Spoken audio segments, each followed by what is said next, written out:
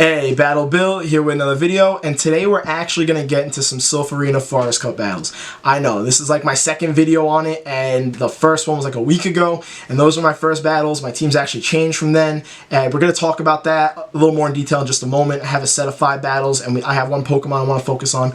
But before we get into that, I actually have a question, because there's obvious reasons why I've been doing more Go Battle League videos, and that's because it gets more attention. As a smaller YouTuber trying to burst onto the scene a little bit, I want to grab as much attention as possible, but I have a strong love for Silph Arena battles just like I do for Go Battle League battles. And I do believe they can both live in the Pokemon Go PvP community in harmony. Is that...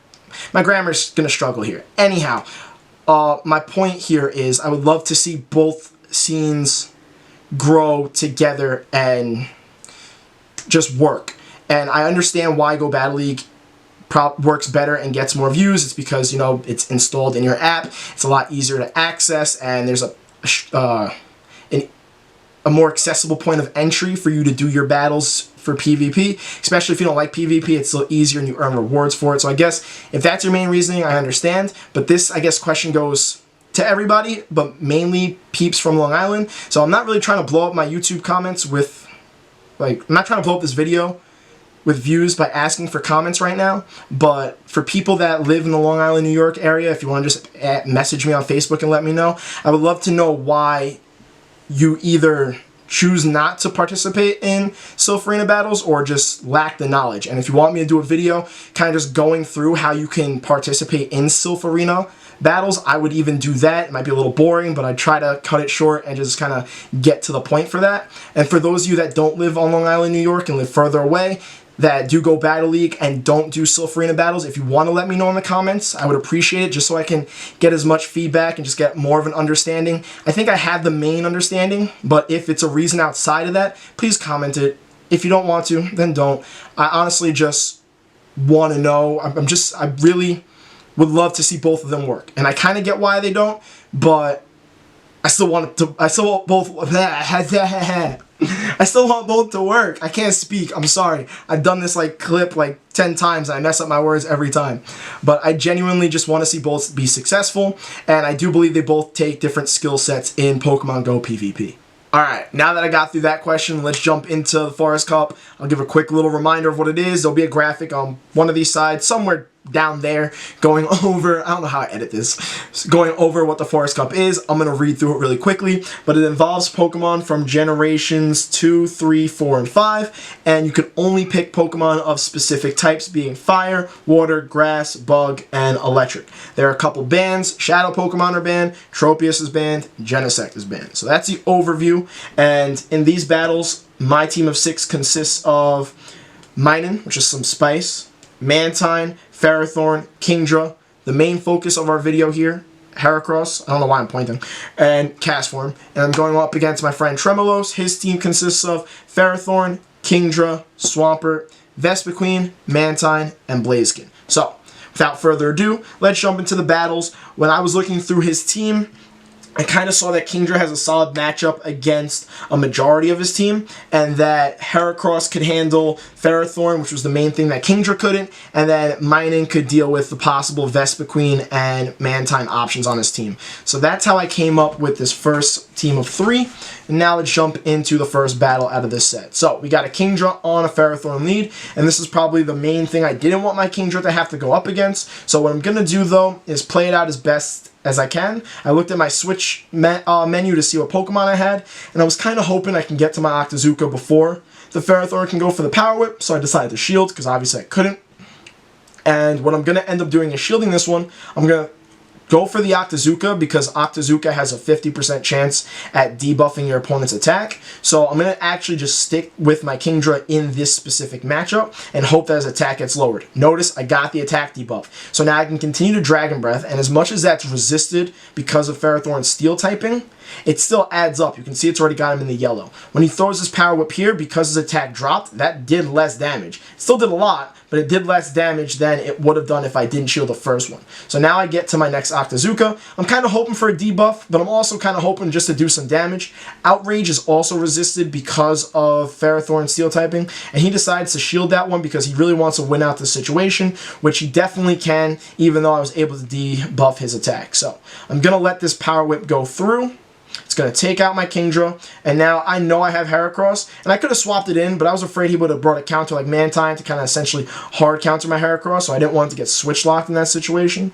And now I've taken the Ferrothorn down, and he brings in his own Kingdra, actually. So I was taken a little bit by surprise. Heracross doesn't have a terrible matchup against Kingdra, but these Dragon Breaths are adding up. The main thing I want to stress is whenever you're using a Heracross, which is the main Pokemon I want to focus on today, is you want to overcharge. When you throw these close combats, they debuff. Luckily, he didn't shield that, but I'm going to swap out now because I want to clear that debuff that was on my Heracross. It is a 2-stage debuff on defense. And as much as Heracross would resist those counters from Blaziken, I still don't want to take the extra damage from its defense being fallen. And it's still already halfway to another close combat. So it can come in after Minun does whatever damage it can possibly do against Blaziken, and I'm hoping to finish off the Blaziken.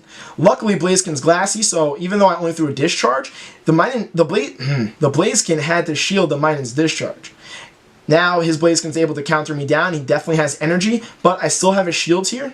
And since I overcharged on my Heracross before I let it get debuffed, I'm actually going to be able to beat him to the next charge move. I'm pretty sure. Yeah, I'm right there. I was literally one counter away. I actually think I overclicked it, like I clicked another counter and then sent it. So I definitely had a nice energy advantage. I'm going to land this close combat. And even though I lost lead there, I ended up winning that battle. And it was important to realize it might have had something to do with team comp. Obviously, that's important, especially when you're going into these Silph Arena type Forest Cup battles. But I played out my poor situation and didn't get my Heracross switch locked, and that's what was important there. And it also got some extra energy from farming down that Ferrothorn, and then he also didn't really have the best counter for it. He had a Kingdra. So in this next battle, I decide to go with, what team do I go with here? I go with Mantine lead, Minun, and Heracross in the back. So I'm just changing up a little bit. These are still practice battles, so I'm still working on figuring out my threes. But we got a Mantine on Swampert lead. Now, this is a good lead. This is a positive lead for my Mantine. The goal here is to just charge up as many Bubble Beams as possible and debuff his Swampert and essentially shield a potential Sludge Wave, because that is the one move from Swampert that will do solid damage to Mantine. It won't really hurt it too much, especially because I get the Bubble Beam first and I debuff him. But if I can shield the Sludge Wave, then I'm at even more of an advantage in the situation. So I landed the debuff, I decide to shield, he goes for the Sludge Wave, great. I'm in a positive situation. Also, one other thing, I'm running my Mantine with Aerial Ace. I've actually been seeing a lot of people running theirs with Ice Beam for a harder hitting move that's still super effective against grass. And it can kind of deal with like the Kingdras that I'm seeing appear more often in these practice battles. So I think that's an interesting option on Mantine. I definitely think that moveset has play. When you look at PV Poke suggests the optimal moveset. Sometimes the optimal moveset doesn't work for your specific team depending on what you're weak and strong against. So that Sludge Wave didn't do too much. He goes for the swap. I've overcharged with my Mantine's energy, so I'm going to throw a Bubble Beam and then swap out to my Mantine here. So I got the shield on the Bubble Beam, which was great. I'm assuming he was expecting an Aerial Ace, which would have been super effective because of Vespiquen's bug typing. So now it's debuffed and I got a shield. And I bring in Minun, who has a very positive matchup against this Vespiquen, because you'll see these X-Scissors don't do much, especially because they're debuffed. And now I can over-farm here, because if he keeps on throwing X-Scissors, they're really not worrying me. Vespiquen's other move that you want to use in this meta is Power Gem, and that's a rock type move, and that's not super effective against electric, so I'm really not too worried about that either. It's not a bad move, but it takes a lot more energy than X-Scissor does. So I overcharged, and now I'm going for my Minun's Discharge. He decides to just let his Vespiquen go down here. It actually didn't take out the Vespiquen, so I actually got another Spark in that worked out better, and he brought in his Swampert. I forgot how low the Swampert's health was, so at first I clicked Grass Knot, and then I double-clicked, essentially, clicked Discharge. Luckily, the Discharge is what went through. But what I love about Minun in this meta is that not only is it an electric type that can deal with the waters, deal with Mantine with its double weakness to electric, but it also has Grass Knot as another move, which can help it deal with these mud boys like Swampert. So it's really just an all-around good water counter, essentially, for all the waters you're going to see. But now I bring in Heracross, and then he had a Mantine, so I had to get my Heracross out of there. It was not a very positive situation for my Heracross because Mantine's flying. The main quick attack you want to use in Forest Cup is Mantine's Wing Attack. This is specific to Forest Cup, not for Go Battle League. Different metas, different movesets you want to use. So that's one thing I want to address. So that's why I definitely had to get Heracross out. He's landing Bubble Beams on my Mantine. My goal is to try and debuff his Mantine as much as I possibly can so that when my Heracross comes back in and has to deal with those wing attacks, they won't chunk it down as much. And all that I can hope at this point is that I debuff it enough and I have a shield that I can kind of just counter the Mantine enough to overcharge. Actually, not even overcharge, just get to the close combat, take it out, and then counter down his Swampert. That's the goal here. Luckily, I get this one last Bubble Beam because I want to nerf the heck out of this Mantine. The one weakness about Heracross is that it's super glassy. It has some very strong moves, it has counter, it resists other fighting type attacks, but it's a very glassy Pokemon. He goes for the swap, brings in Swampert. I don't know if he was trying to catch a charge move, but by doing that, it kind of just allowed me to just farm up his Swampert, so it worked out better for me. But either way, he didn't have too much of a winning situation here. What would have happened was I would have thrown this close combat as Mantine like I just did, and then even though my defense would have been dropped, his Swampert wouldn't have been able to do much with the mud shots, and I had a shield, so even if he had a Hydro Cannon, it wasn't hurting me there. So in the set of 5, I'm already off to a nice little 2-0 set, and it's kind of accented how well Heracross can already play in this meta. Okay, getting into round 3, that team in, or round 3, match 3, it doesn't really matter, it's practice, whatever. Getting into the third match, I like the team I used in the second match so well that I decided to stick with it, but I decided instead just to kind of change up lead. So I brought in Heracross as a lead, and then I have Minun and Mantine in the back, and we'll notice that I'm not exactly off to a great start here. I got a Heracross on Vespiquen lead. The Vespiquen and the Mantine were the main two things my Heracross didn't want to see here, and Heracross has such a poor matchup against both of those, I had to go for the immediate swap. I didn't bring in my hard counter, I went with my Mantine to see if he had a counter for it. He brings in his own Mantine to essentially counter mine, and at this point, and this is probably one of the most boring matchups you're ever going to watch in any type of PvP match in Pokemon Go. We're essentially just going to, I'm going to throw a bunch of Bubble Beams. My friend here is actually running Ice Beam on his Mantine, so I decide not to shield, and he throws that Ice Beam, and as much as that doesn't look like a lot, it's definitely way more than what my Bubble Beams are doing. And I could start going for the Aerial Aces, but my thought process in the back of my mind is, let's debuff his Mantine as much as I possibly can, and then I can bring in my Minun to essentially farm it down because of that double weakness to Electric. And since its attack will be so low, no matter what it throws at my Minun when it comes in, it really won't do too much. So he goes for another Ice Beam. I survived that one. You can see how much less it's starting to do after 2 Bubble Beams. And at this point, since it's so debuffed, I'm like, let's get in a little bit of extra damage and go for this Aerial Ace so that my Minun can still farm and not have to worry too much about any charge move coming. He actually decides to shield that, which I found interesting. It was a good play. I wonder if he thought I had Ice Beam in mind. I don't know if that was his thought process or not, but Aerial Ace really wouldn't have done too much. I guess he wanted to definitely maintain having switch advantage. So my Minun comes in, he goes for a charge move here. It ends up being a Bubble Beam. It debuffs me, but Mantine is just so weak to Electric that he can debuff me again for all I care, and I'm going to be able to farm him down. Look at how much those Sparks are doing. Spark is not a strong quick move, and essentially chunked down his Mantine. I decided to shield this. I think I was worried it was going to be an Ice Beam. I don't know. I must have forgotten how much I debuffed it, and I'm worried about Minun's tankiness. I'm not sure how tanky it is. And since I don't have switch advantage, when he brings in that Swampert, I try to catch him off guard and bring in Heracross as quick as possible. But because I essentially couldn't win the switch advantage back between the within that Mantine matchup, I'm going to be essentially stuck here with a loss. My Heracross throws a close combat. Even if I threw even if I threw a Mega Horn, I think that would have been double resisted, and close combat is just a stronger move to throw, and with the debuff, he could farm less on me, so that was the logic on me throwing the close combat there, but I don't really have much of a chance here. So I land that discharge, that doesn't even take him out. I'm going to not use my shield here because the Vespiquen's charge move, which ends up being Power Gem, still doesn't do as much as what Swampert's Hydro Cannon would do, and my goal is, or my hope, is that, I could charge up so quick, I could get to this Grass Knot. I overcharge here. I'm hoping to like stress him out a little bit, try to steal that shield off of him. I'm going to throw a Discharge, get the bait. I'm not really ahead on much energy, and Swampert charges up so quick. All he needs is a Hydro Cannon to finish me off. So he's probably just over farming to go for 2 Hydro Cannons back to back. But in the back of my little naive mind, I mean, like, I know better, but I'm just like, you know, maybe he doesn't have another Hydro Cannon. So I shield that one, and then he goes for the other one right after. And my Minun had no chance here. But my Minun wasn't exactly placed in the best situation. So it's not like Minun played this poorly or anything like that.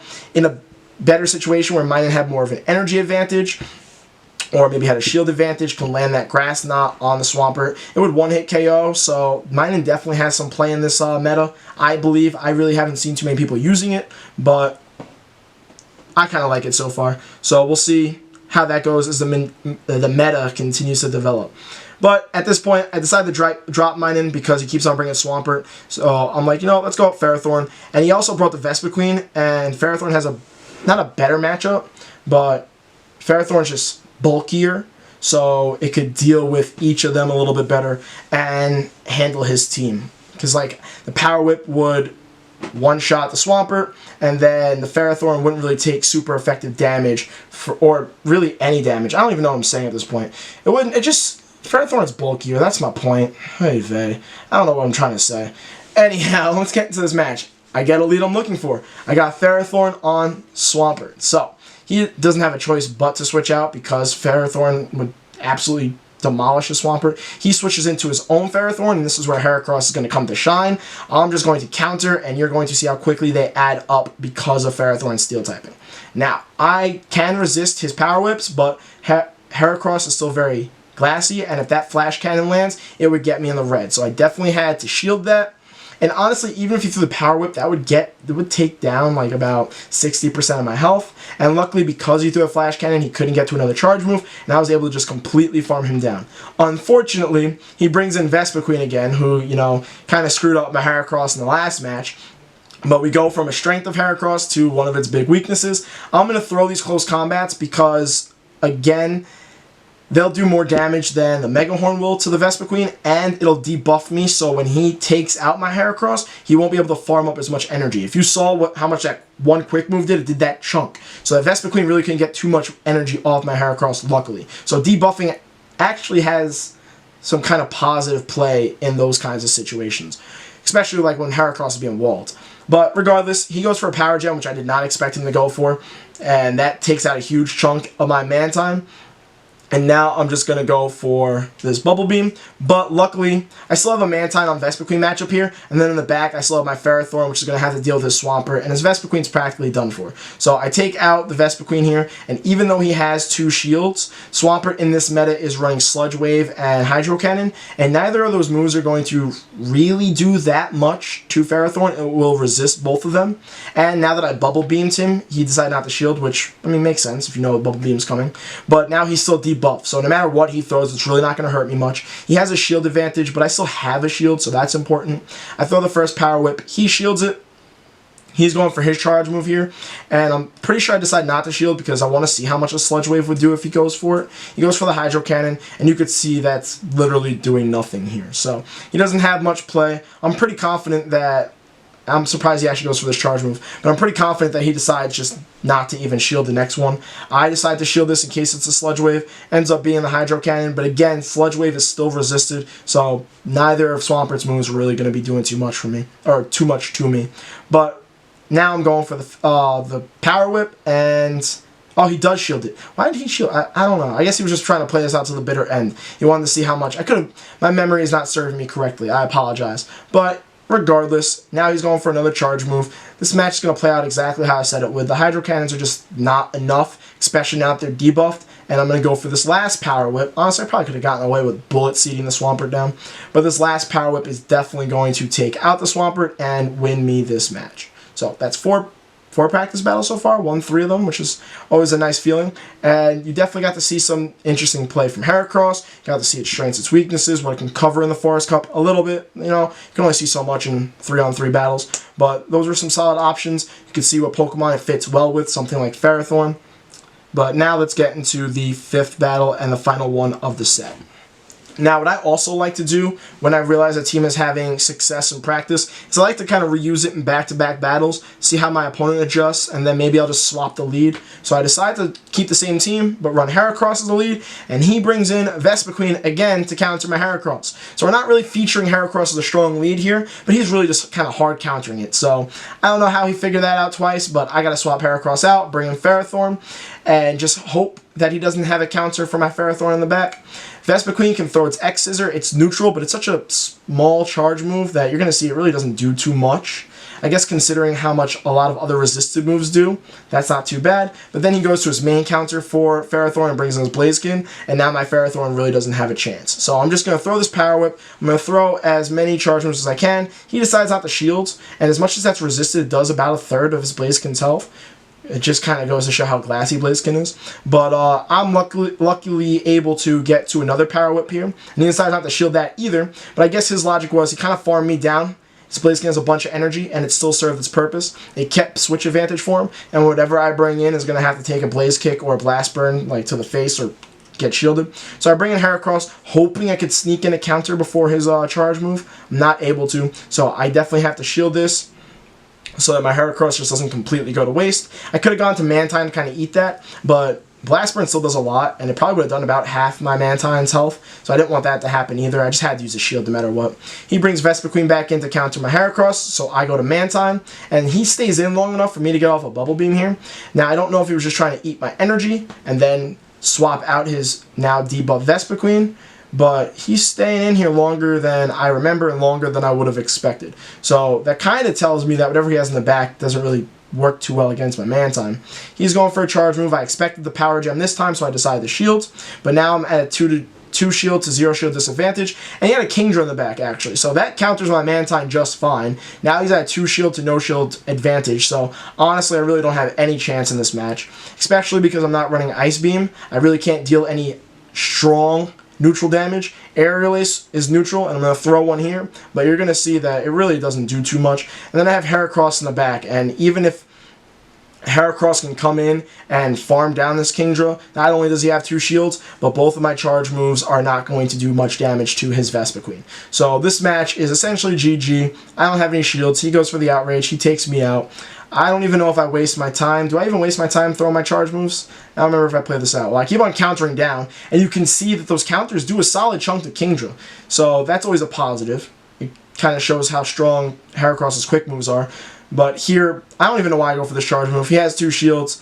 I guess I kind of threw this hoping, I don't know if I was hoping he wouldn't shield, or if I just wanted to test to see if that Mega Horn was resisted, because the shield doesn't show up blue, but I could have swore since it's a flying type, it would be resisted at least once. Because it was a bug type. Does bug not resist bug? I've really got to figure out my typings. If you've been with me long enough on this channel, you know the channel's been going strong for about a month. You know I'm not perfect with my typing, so please correct me in the comment section. I could swear that close combat would be the better move to go with in that situation. But again, Heracross is losing that matchup no matter what move I decide to throw. Overall, that was a solid set of Forest Cup battles. I hope it kind of highlighted the strengths and weaknesses of Heracross in the Forest Cup meta. I'll hopefully have more battles, you know, highlighting other Pokemon against other teams, so you see different matchups and you can really learn all the strengths and weaknesses. My goal here for this channel is to go over Silph content, go over GBL content, do live battles, take your subscriber teams. I want to try to keep things as diverse as possible, but then also focus mainly on the battles, so just got to figure out how to balance that. But anyhow, don't forget to answer that question for me in the beginning of the video. I'd really appreciate it. And also, like, comment, subscribe. Thank you guys. All the support I've been getting so far, it really means a lot to me. I will see you all in the next video.